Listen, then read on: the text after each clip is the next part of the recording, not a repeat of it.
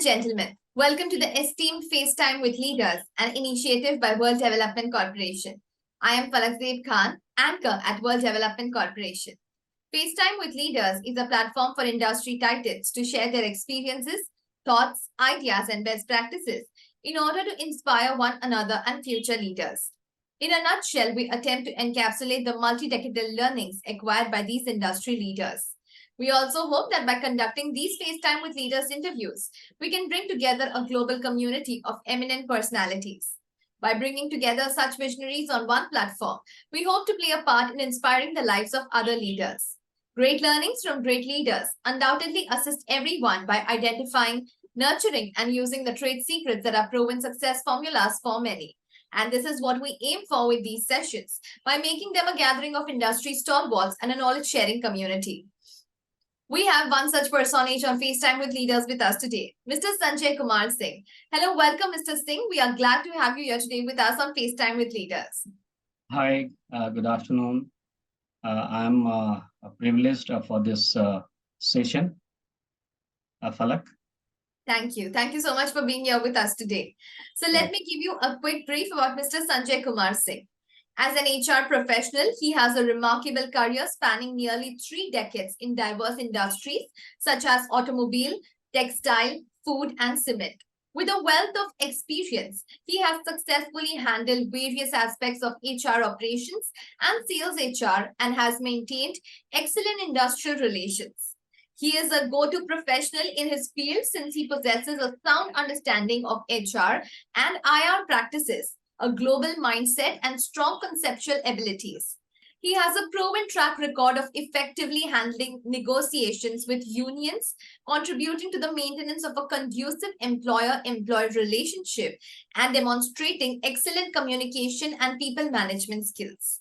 His last assignment has been in the position of General Manager HR India and Non-Executive and Non-Independent Director at Timken Engineering and Research India, that is TERI, Vertical, Bengaluru, a subsidiary of Timken Company based in Ohio, USA. So, Mr. Sanjay Kumar Singh, could you provide an overview of your extensive 28 years career in HR and highlight some of your key accomplishments and experiences in various industries? Yeah, thanks for giving a kind of brief introduction about me and my journey in terms of my HR profession till now. Definitely, it's a kind of 3 decades in the HR profession journey. Basically, I had completed maybe you can say last month itself, 30 years exactly. And definitely, I had gone through kind of lot of different kind of scenarios, working with different organizations in my career, handling a lot of challenges. See again in any kind of manufacturing industry, as you're aware, that the most important part is that operation should be smooth. Like you have to get the kind of output in terms of production, productivity, industrial relation. That is the core of any manufacturing organization. And I am fortunate that I had been with manufacturing with almost 16 years in different organizations, handling different kind of situation in the industries, maybe at plant level. And I'm also handling corporate HR for last 7 years in my long HR journey. So I told you initially that I had a kind of I had seen a lot of changes, lot of kind of transformation in terms of HR for the last 3 decades. That is a kind of you can see kind of I can say it's a tremendous change in terms of the perspective which I am seeing through my career in HR professional as a HR professional, right? See, I can say that this journey was not smooth. It was like other guys are saying that HR is a kind of easy function where you have to handle the kind of people issues only. But again, when I'm talking about people issues, it's not about talent acquisition, talent development, or maybe kind of total rewards, right? It's easy to say, but again, when you are handling a manufacturing sector, maybe in a diversified kind of industry, then you have to kind of facing a lot of challenges. When I'm talking about a lot of challenges, means you have to mitigate the risk of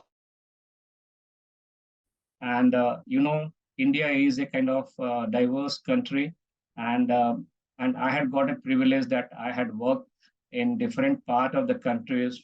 If you see, my journey started from central India, and then I got with an opportunity in the kind of northern part of the country, and then again uh, western part of the country, and then finally I'm landed to Bangalore, the southern part of the country, right, with different kind of organizational setup or the kind of culture of the organizations.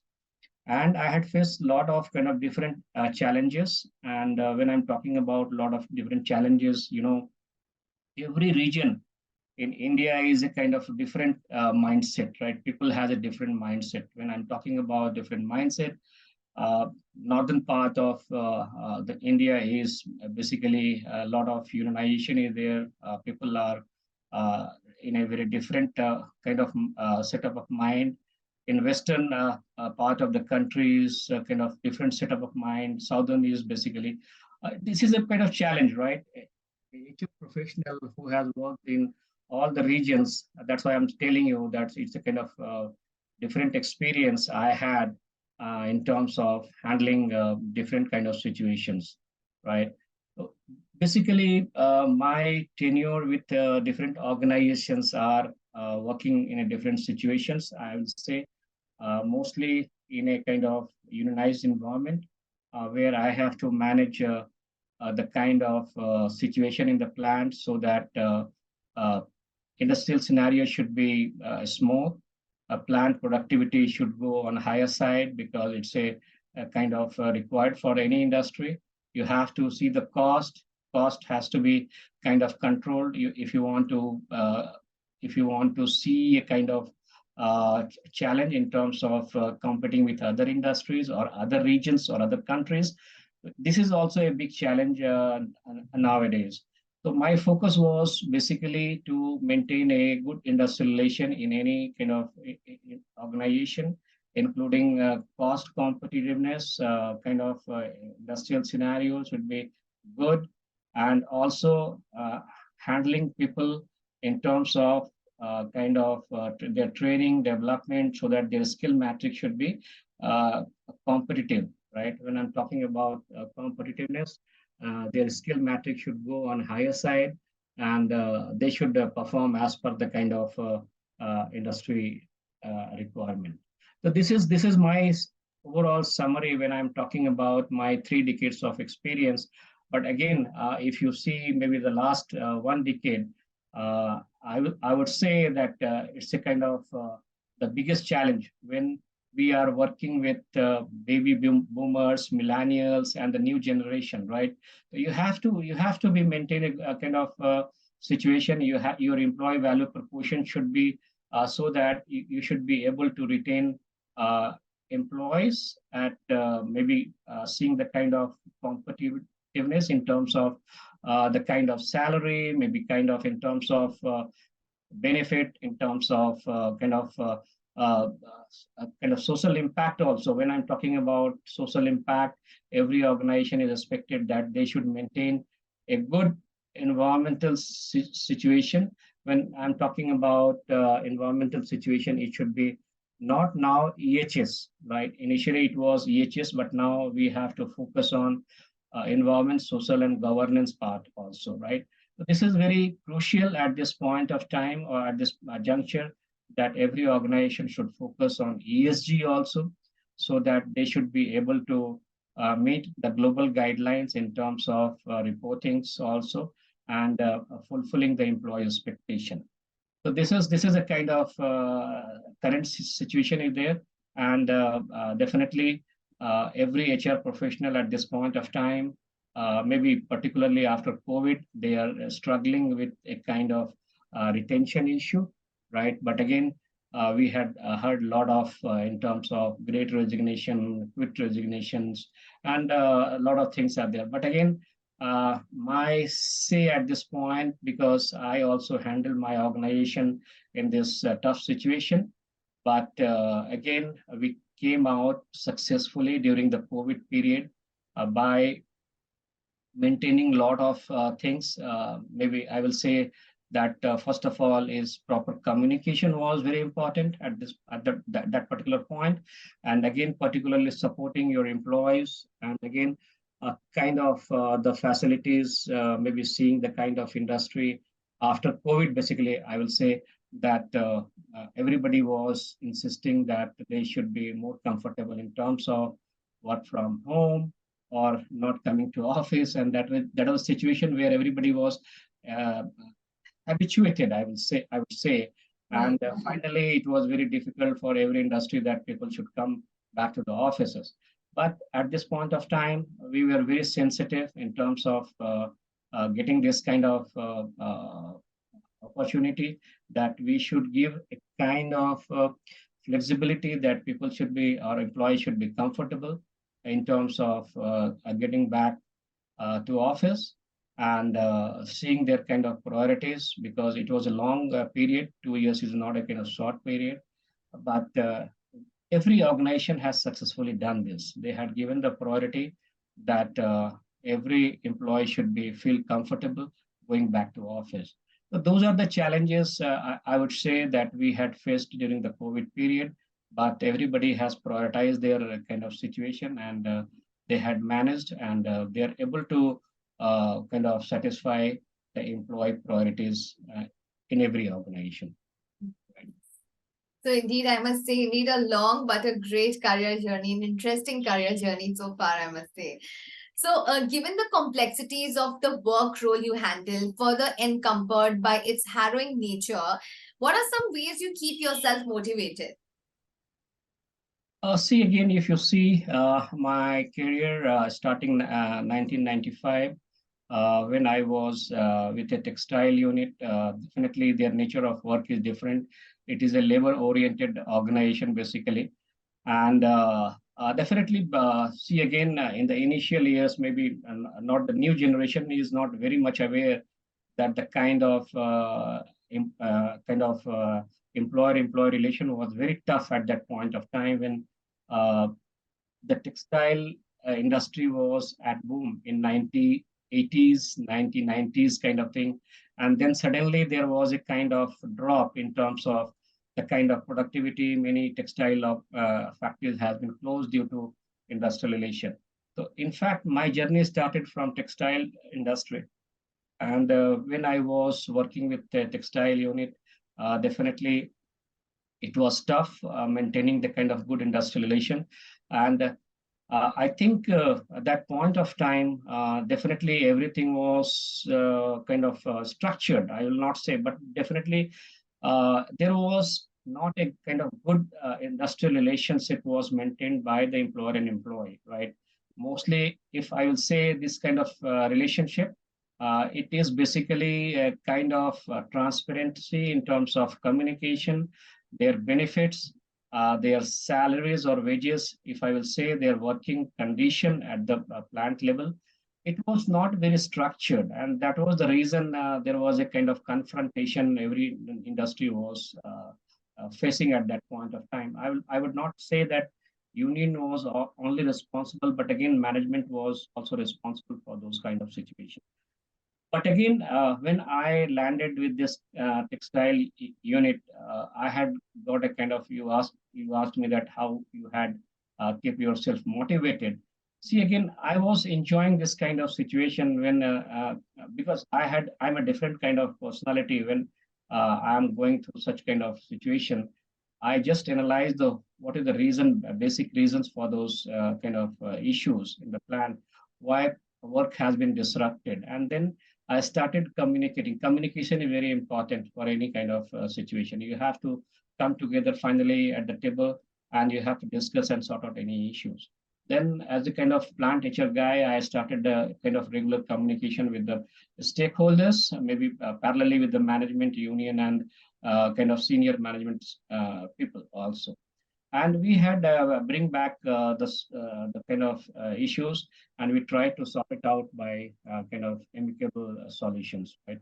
So that was the kind of thing, and I was kind of I had also seen in my kind of uh, one of my industries where HR was basically HR manager was killed in the plant, and there was a chaos. Plant was shut down for 3 months, and it was a tough time. But again, I had not gone back. Right, my family advised me that you should leave the industry because there was kind of two guys were murdered inside the plant, and it was a tough situation, right? But again, see, again, I continued with this organization for next 5 years, right? Mhm. So see again, this is not your job that in a tough situation you have to leave yourself, or you have to kind of uh, you have to you have to face the situation basically at this particular point. And I was with this organization for the next 5 years, and I tried that those kind of situations should not happen in future. And I had made kind of OD interventions or other transformation kind of situation where we bring back the unions on the table, and we tried to kind of negotiate better in terms of benefit in the coming years, and so that the industrial situation should be smooth.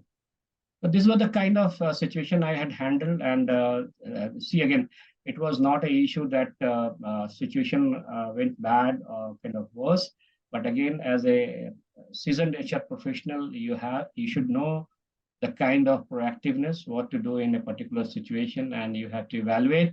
Right. And definitely, you have to come back and with a kind of solution that definitely at point of time there was something happened which was not supposed to do, but in future it should not be repeated. That's the kind of proactive measure should be kind of that's why I'm telling every organization has to be proactive, and they should see that how they can manage the future in terms of a good employee-employer relationship, and they should initiate not by saying it should be walk the talk basically, right? Whatever you are saying, you should adopt the same so that there should not be any kind of gap, and people should be on the same platform.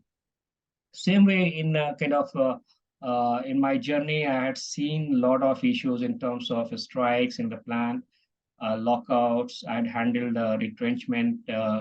Also, I had successfully handled a kind of voluntary retirement scheme, where in one situation, it's a global organization, and they had sold one business, and they were trying to kind of or reorganize the whole organization in India, and they had a biggest challenge that they have to retrench 400 guys, but uh, they were not ready, in fact, in terms of getting any VRS or maybe giving their resignations. And that was a tough time. And again, I had done this task by, I would say that it was kind of continuous kind of communication that I had bring them to the platform where they has been finally agreed that they should accept the VRS we offered them.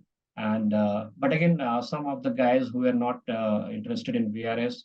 But again, I told you there was a kind of lockout situation happened. We locked out the plant, and then we bring them for the discussion, and we finally agreed them that they have to agree for the kind of not a kind of termination, but again they have to resign and they have to accept the kind of offer we had management has given.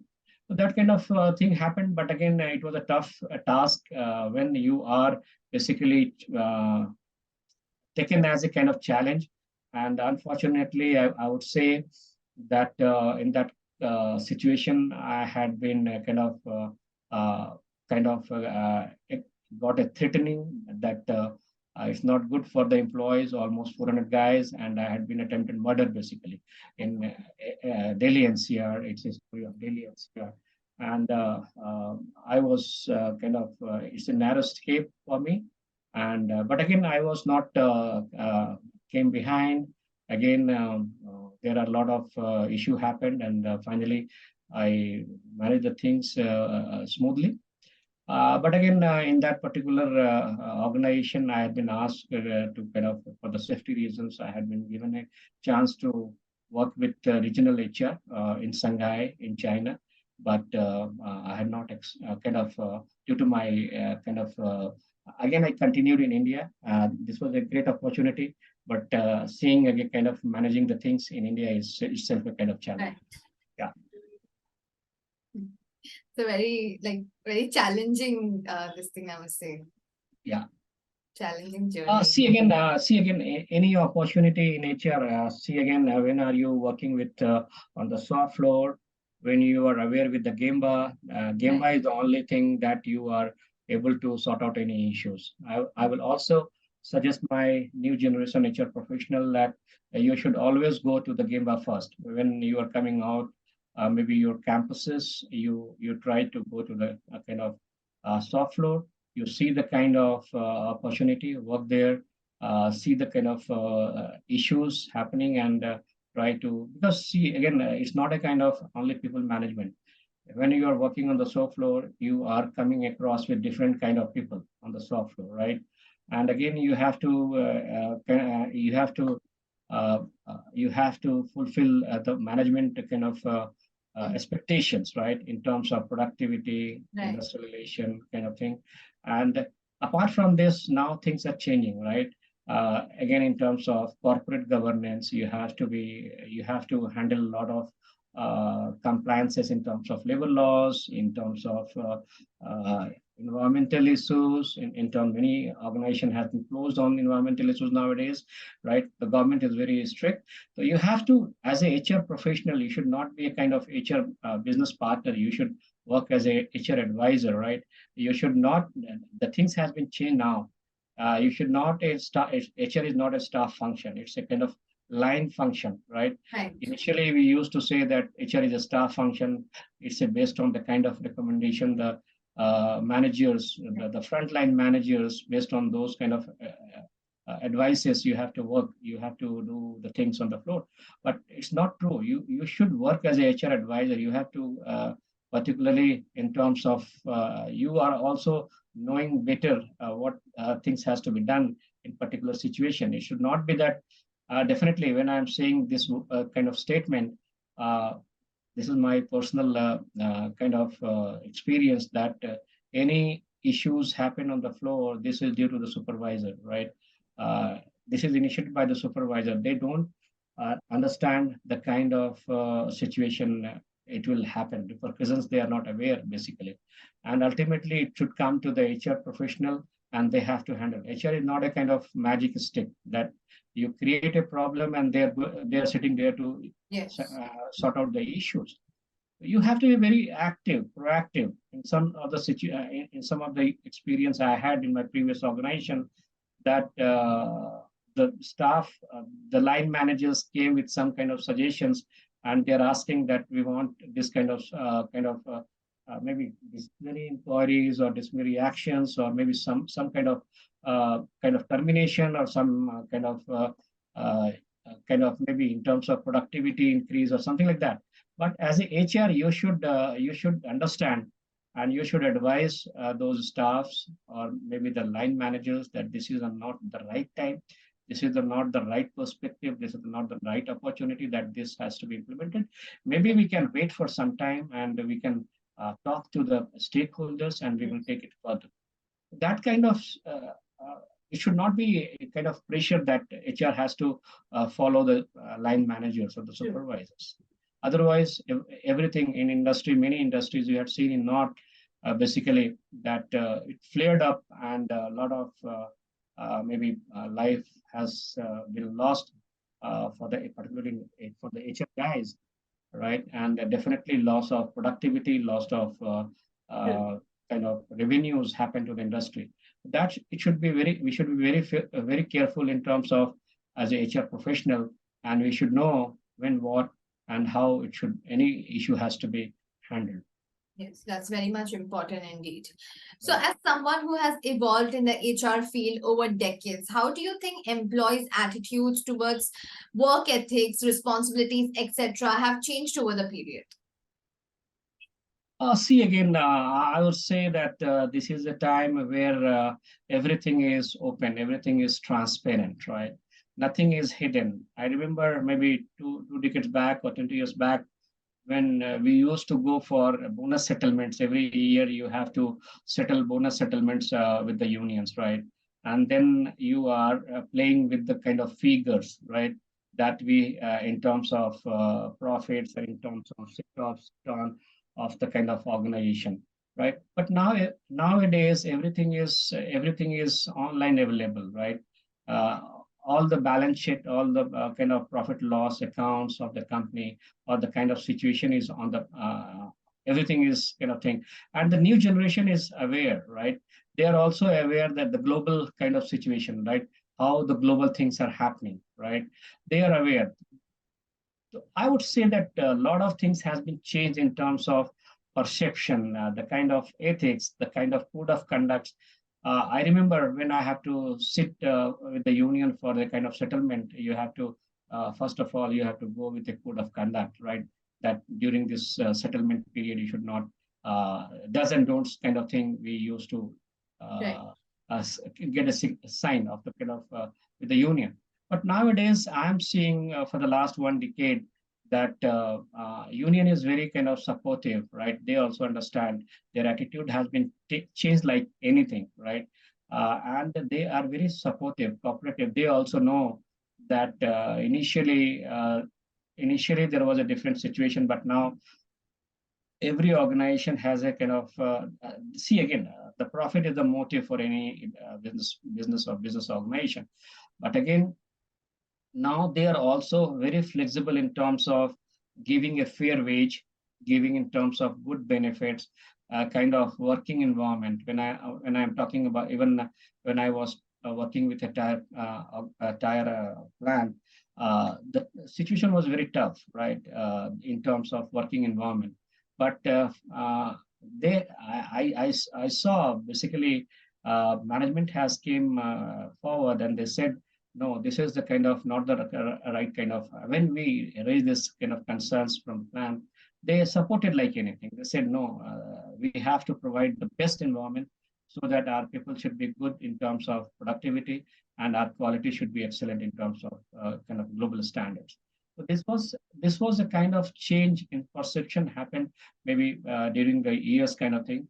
And every organization is also aware that if you want kind of things to happen in terms of global perspective, we have to change our mindset, and we have to work for our employees in terms of providing a good opportunity so that they should feel comfortable, and they should help organization to get their ultimate motive of profit gaining in the organization.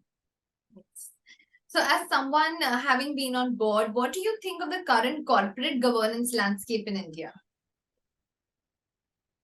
See again, things has been changed. I told you in my previous statements also that things has been changed a lot, right?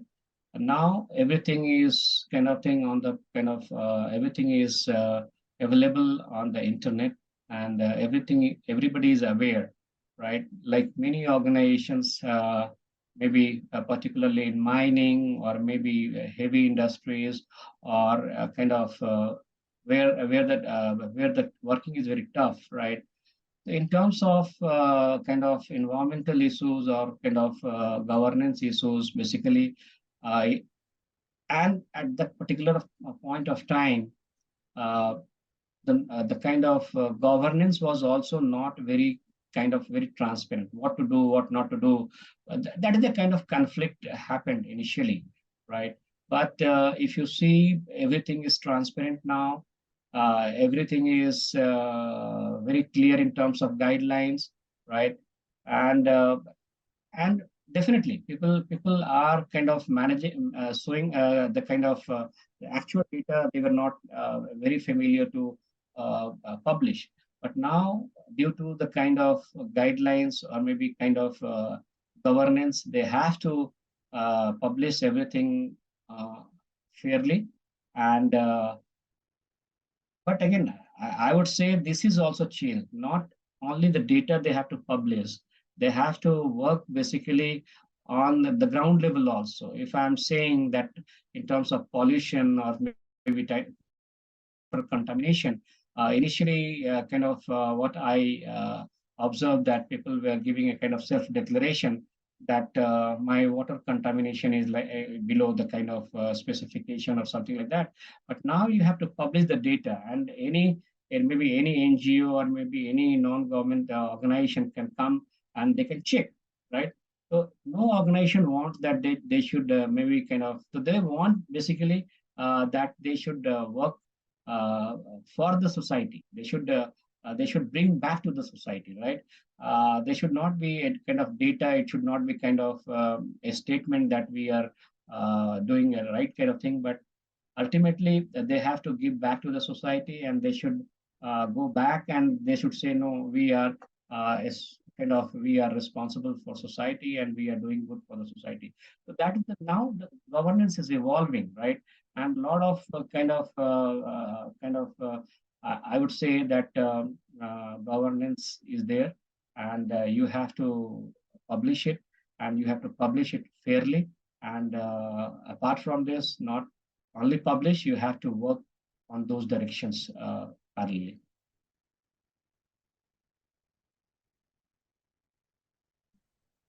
Yes, that's there, and that's very much important indeed as well. So, as an ESG and corporate governance expert, what values do you bring forth? See, I told you, right, that ultimately we have to give to society, right?